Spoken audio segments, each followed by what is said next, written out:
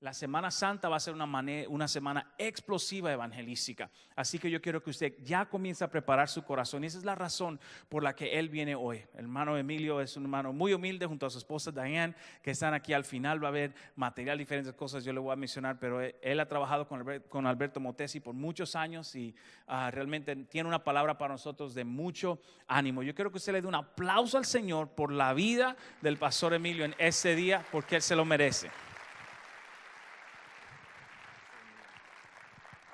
Gracias, pastor. ¿Qué tal? ¿Cómo está la iglesia? Traigo saludos de parte del doctor Alberto Motesi, su esposa, la hermana Noemí Motesi. En esta semana estamos celebrando cruzadas en 2 ciudades, eventos evangelísticos en 2 ciudades de Colombia, Ipiales y Cartagena. ¿Habrá alguien de Colombia en la casa? Amén, gloria a Dios. Así que oren por el doctor Motesi. Estamos contentos y emocionados. Él sabía que veníamos en esta mañana y me encomendó traer un saludo fraternal de nuestro ministerio y me dijo, dale un abrazo a esa gente, dile que en un mes vamos a estar con ellos y abraza a todos. Y bueno, yo no podría abrazarlos a todos, así que quiero sacar esa carga que el doctor Motesi me puso. ¿Y qué le parece si hacemos un abrazo colectivo? Extienda sus bracitos así, por favor. Abra sus brazos bien, amén, amén, lo más que pueda. Espero haya usado desodorante, pero no se preocupe. Ahora inclínese un poquito para enfrente, así para enfrente, y abrace así un abrazo de nuestro ministerio. Que Dios le bendiga. Estamos, sí, un fuerte aplauso al Señor. Gloria a Dios. Ya escucharon de vuestro pastor, Pastor Paul. Vamos a estar con ustedes en un mes más, 4 semanas. Vamos a estar celebrando con ustedes en esa Semana Santa, ese espacio, ese tiempo en el cual la gente que no asiste a iglesias cristianas está muy sensible. Así que vamos a aprovechar ese tiempo para que podamos invitar a cuantos amigos podamos. Ustedes tienen la oportunidad de poder invitarlos a 3 eventos que la iglesia va a celebrar. Van a estar celebrando el Domingo de Ramos, van a estar reuniéndose el Viernes Santos y también el Domingo de Resurrección. Así que será una oportunidad preciosa para que ustedes puedan invitar, para que puedan traer amigos, familiares, y que en esa semana se pueda levantar una cosecha abundante para la gloria de Dios. ¿Cuántos creen que estamos en tiempo de cosecha? Es tiempo de cosecha, así que vamos a trabajar. Y para nosotros, el ministerio de la Asociación Evangelística Alberto Motesi, un gran honor. Gracias, pastor, por darnos la oportunidad de ser parte de lo que Dios está haciendo aquí entre ustedes. Gloria sea al Señor. Quiero hablarles en esta oportunidad de una mujer que nos habla la Biblia. Una mujer que la Biblia nos la presenta. Tenía una herida muy grande, muy ancha y muy profunda en su corazón. Si ella hubiese tenido a su esposo a su lado, de seguro que él la hubiese consolado. Pero eso era imposible, porque esta mujer era viuda. Puedo imaginarme, porque ella era muy conocida en la ciudad bíblica de la cual les voy a mencionar pronto. Puedo imaginarme a sus amigos, familiares, vecinos, que de seguro la habían visitado para abrazarla, para darle apoyo moral.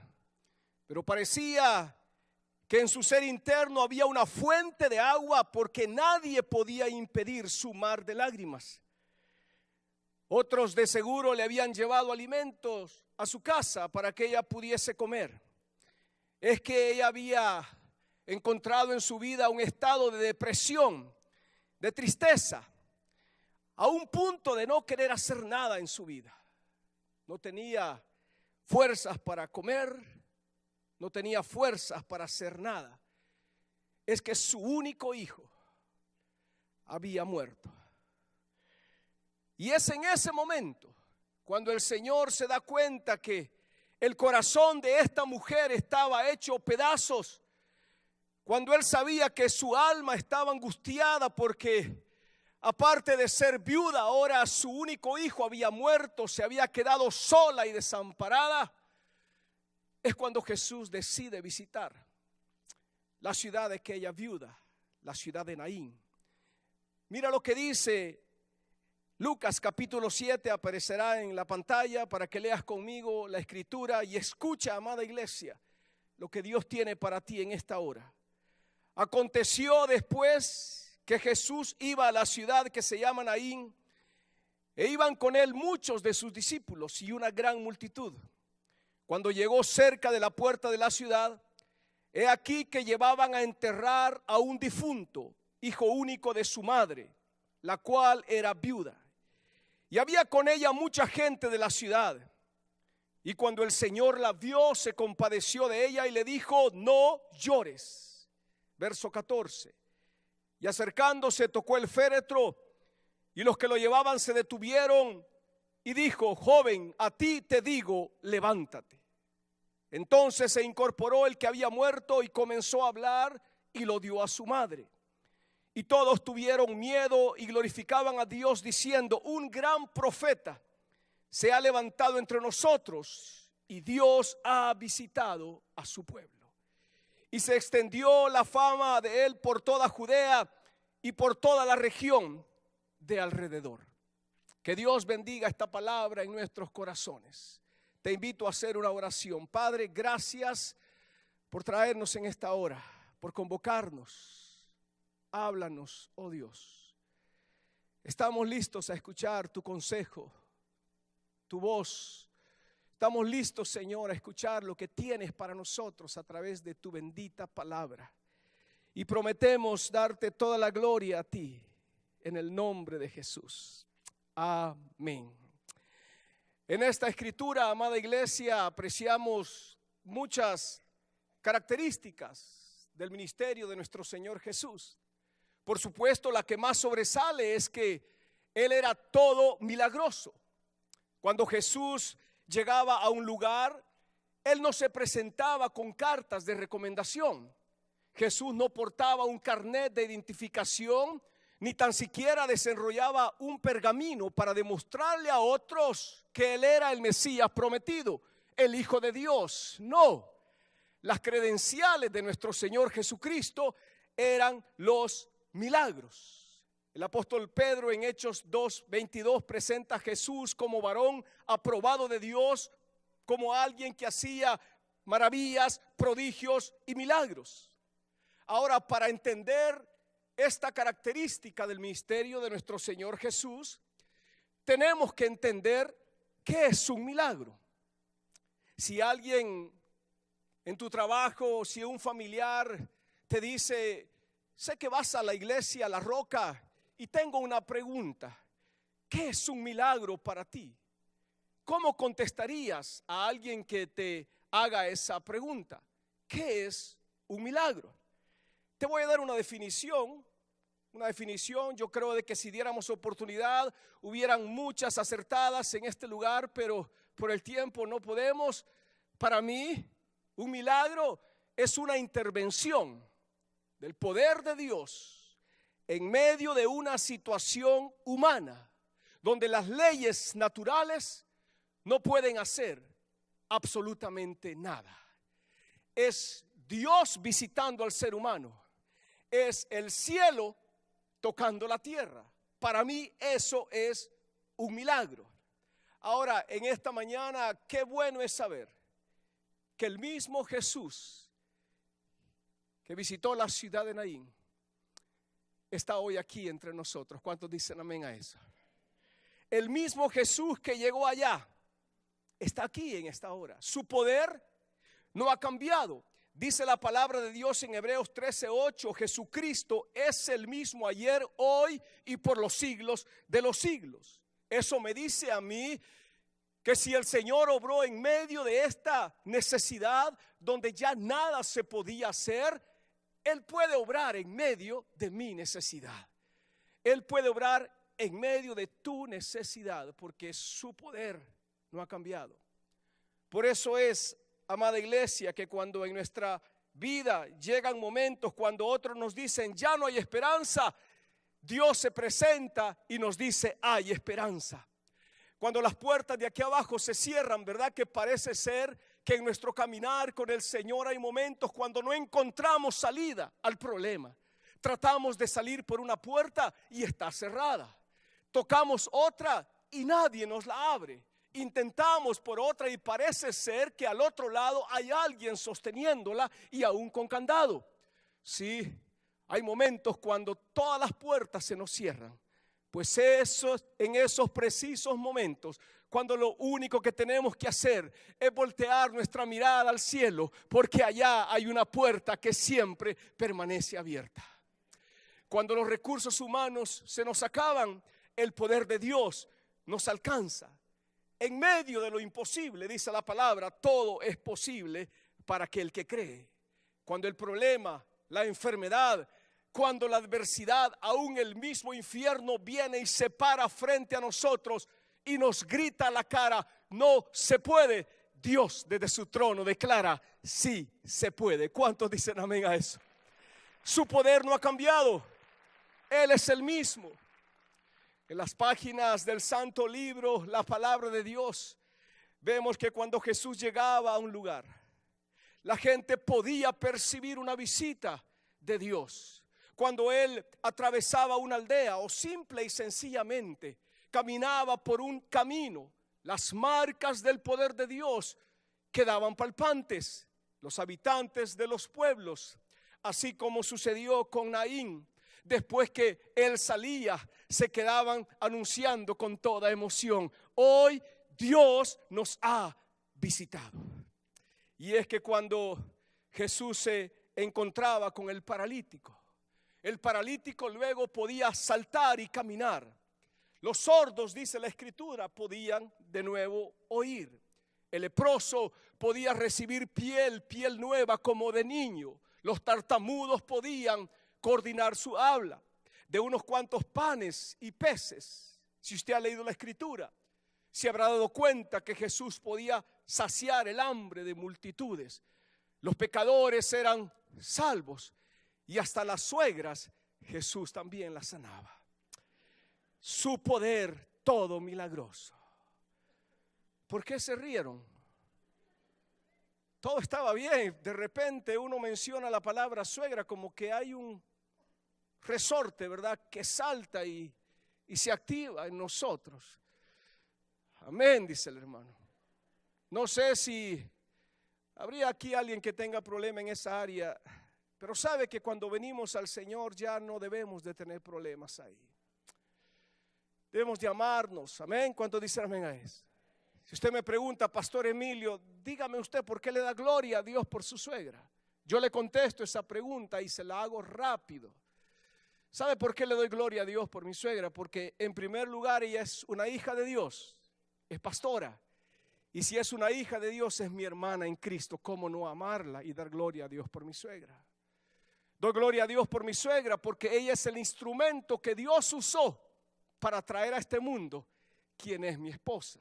Sin suegra no hay esposa. Veo a unas hermanas codea a su esposo y dígale: aprende del predicador. Doy gloria a Dios por mi suegra porque ella ocupa un lugar muy especial en el corazón de mi esposa. Y si es especial para mi esposa, debe de ser especial para mí, porque cuando nos casamos venimos a ser una sola carne. Y por último le doy gloria a Dios por mi suegra porque ella vive en Miami y yo vivo en California. Digo, gloria a Dios por mi suegra. Aleluya.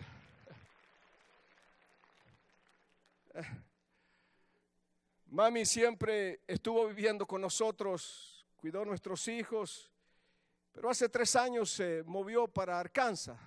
Ahora mi esposa todas las mañanas se levanta y dice también gloria a Dios hasta danza, gloria a Dios por mi suegra. Amada iglesia, estamos frente a uno de los milagros más sorprendentes del ministerio de nuestro Señor Jesús. Todo milagro, por supuesto, escuche bien, todo milagro, por supuesto, debe traer honor y gloria solamente a nuestro Dios. Pero la resurrección de un muerto sí que es cosa seria. ¿Ha sido usted testigo alguna vez de un milagro así? En aquel día Jesús llegó a Naín y con él llegó la vida. Ahora, interesante porque fíjese, la Biblia nos presenta varias figuras para referirse al ser humano sin Cristo. Quiero mencionarte algunas figuras que la Biblia nos presenta.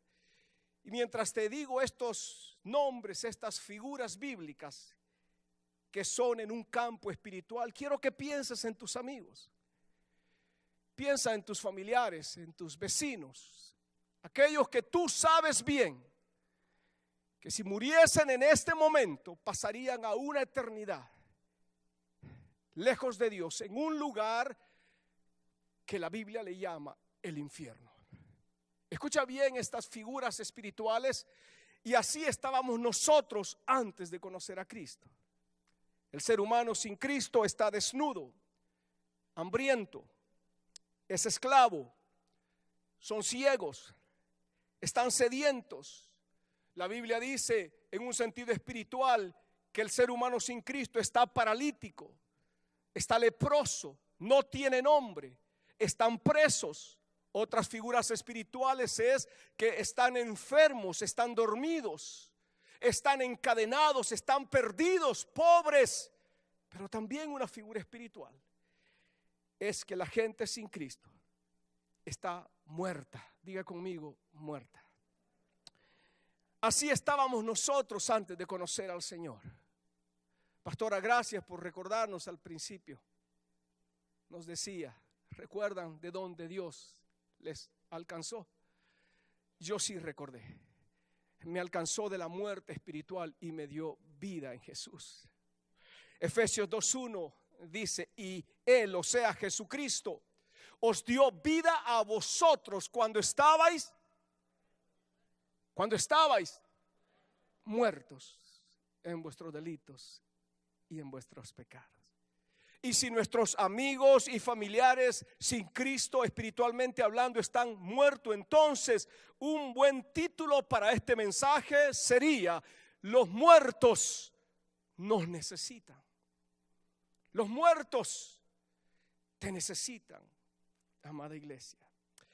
Sí, porque así como Jesús dio vida al que estaba muerto en Naín, así mismo Dios quiere usarnos a todos nosotros para ir e impartir vida, hablar vida, compartir vida y ser partícipes de la resurrección de quienes a nuestro alrededor todavía están muertos espiritualmente hablando.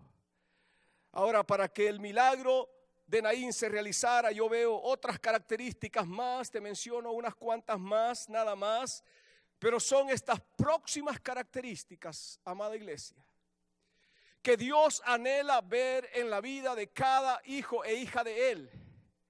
Él anhela ver estas próximas características en nuestras vidas para que podamos ser portadores de vida en medio de un mundo que se encuentra quebrantado. La primera característica contesta a esta pregunta: ¿por qué Jesús fue a la ciudad de Naín? ¿Por qué Jesús mejor no se fue al monte a orar? ¿Por qué mejor no se fue con sus discípulos para continuar discipulándolos, para que ellos continuaran con la misión que él había venido a emprender a la tierra?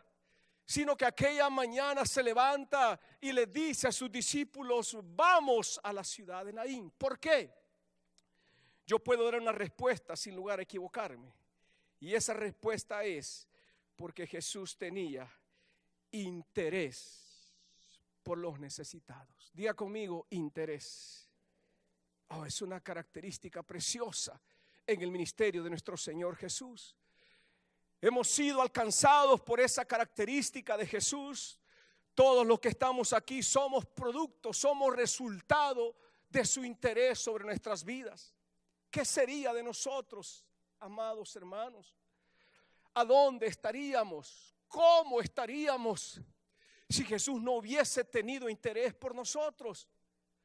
Le voy a decir dónde estaríamos. Probablemente algunos de nosotros estuviéramos en el mundo con adversidades, con llanto, estuviéramos perdidos, estuviéramos sin esperanza, otros estuviéramos quizás perdidos en ese vicio que nos tenía atado, algunos estuviéramos en una cama de un hospital, estuviéramos quizás con nuestro matrimonio totalmente destruido, a punto del divorcio. Si Él no se hubiera acercado con interés a nosotros, quizás estuviéramos en una cárcel o estuviéramos quizás ya 3 pies bajo tierra en el cementerio.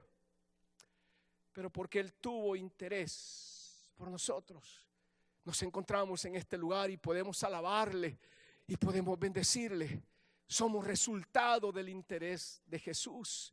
Dice Juan 15:16, no me elegisteis vosotros a mí, sino que yo os elegí a vosotros. No fuimos nosotros, por supuesto, nosotros respondimos a ese interés, pero Él fue el que tomó la iniciativa. Fue Él el que tuvo interés en nosotros. La palabra de Dios dice en 1 de Juan 4:19, si nosotros le amamos a Él, claro que sí, pero ¿por qué? Porque Él nos amó primero. Él fue el que tomó el primer paso. Él fue el que tuvo interés por nosotros. ¿Recuerda usted la parábola de la oveja perdida? ¿Ha leído usted algo de eso? Esa oveja perdida, esa oveja que merecía morirse, que cuando el pastor les llamó para llevarlas al aprisco, decidió mejor no escuchar la voz de su pastor. Quiso irse a beber aguas de otros arroyos, quiso ir a probar pastos de otros prados y se fue totalmente del rebaño. Necia, esa oveja rebelde. Y luego el pastor, al llegar al aprisco, empieza a contar las ovejas y se da cuenta que no hay 100, solo 99. Probablemente ya había caído la tarde, estaba por oscurecerse. Trataban de guardarlas en el aprisco para librarlas de algún oso, de algún león, de algún chacal. Y aquel pastor, preocupado por esa sola oveja que se había perdido, se arriesgó y fue a buscarla. Yo me pregunto, ¿que no eran suficientes 99 para este pastor que representa a Jesús? Esa oveja que se perdió tenía el mismo valor que todo su rebaño, que las 99, y salió a buscarla.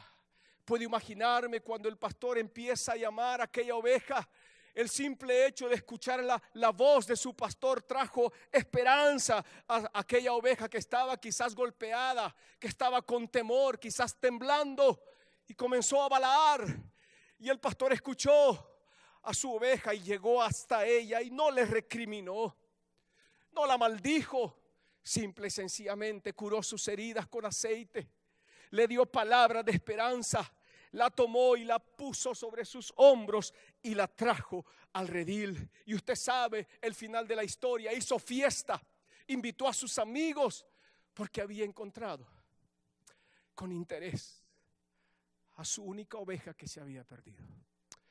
Pues esa oveja que se perdió, amado hermano y hermana, esa oveja rebelde, esa oveja que merecía haberse perdido esa noche, esa oveja que sí merecía ser un plato, una cena exquisita de un chacal, de un león quizás, de un oso, esa oveja perdida era yo.